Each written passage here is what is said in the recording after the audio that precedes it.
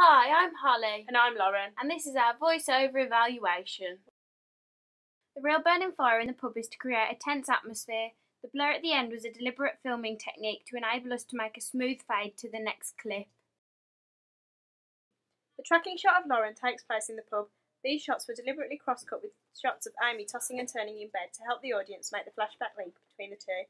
You will notice that the tracking shot goes down her body first. Lauren's body is normal, but the non-diegetic music we chose creates curiosity for the audience, so they are to expect something else. That something else is seen when the tracking shot moves back up Lauren's body. Her tights are ripped and her face is covered in blood.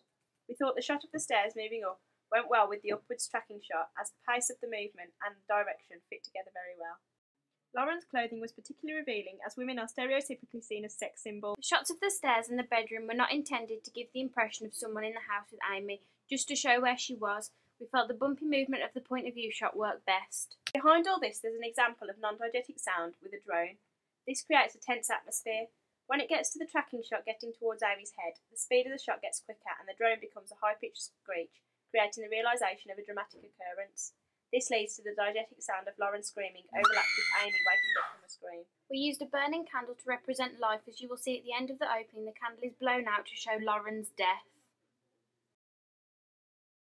In this next sequence, we used a male voiceover to follow the convention that the male has more power and is usually the killing figure.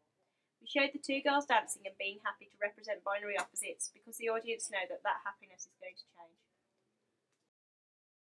Close-up shots were used to show the stereotypical vulnerability of female characters seen in horror films. Throughout this sequence, we used a blank black screen with red typography to follow the horror conventions. We decided to keep the colour contrast dark to create a dream feel and a dark atmosphere which contrasts with the moods of the girls. We cross-cut this sequence with clips of Amy in bed, again suggesting a link.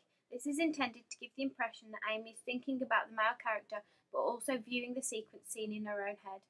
We use a medium close shot so the audience get a closer, more intimate relationship with the character. We used a handheld camera here to show a point of view shot from Lauren. This gives the impression of no fear from her at this time and shows happiness. All of this sequence was filmed in a pub, which is a typical British icon. He's in my head. I can't get him out of my head. This is the moment where the candle is blown out to symbolise the death of Lauren. Here, the title of our film is shown, as this is where the main film starts. We used red typography to keep with the horror conventions.